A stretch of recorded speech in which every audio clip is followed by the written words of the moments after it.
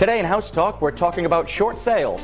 They might be a good alternative to foreclosure for you if you're having trouble with your mortgages. Joining me on the road show today are Ron and Matt Phipps of Phipps Realty. How you doing, guys? Great, man. How are you? Good. Thanks so much for being here with us. Why don't you explain to us and the audience at home what exactly is a short sale? And very simply, a short sale is a situation in which you owe more money than the house is worth.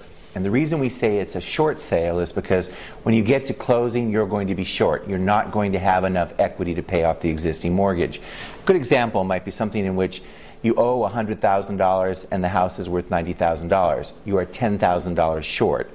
In the real estate industry, we say short sale any time that we have less equity and more mortgage.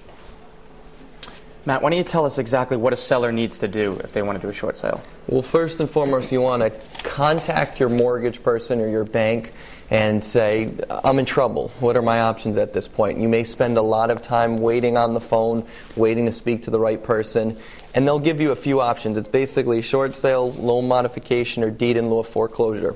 At that point, what you want to do to conduct a short sale is hire an agent. Try to get an agent that's very familiar with the short sale process. Make sure she's working with a negotiator, someone that's going to work directly with the bank so that they can go over the process with her and with you, and it can be a little more seamless. So some agents are actually better at short sales than others or have a little more experience? Absolutely.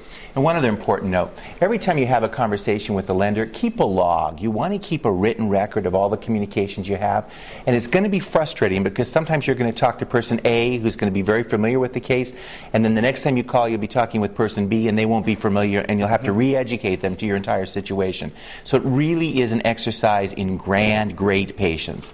And it is you have to be aware that there's a significant amount of documentation. You're going to need a hardship letter, a financial worksheet, pay stubs or a profit loss sheet, and in addition to that, they'll probably look at a couple months of your bank statements. Come prepared. Absolutely. Matt and Ron, thanks so much for joining us, guys. Thanks, sir. For more tips on buying or selling a home, we'll have a link on our website. Log on to foxprovidence.com. Thanks, Ben.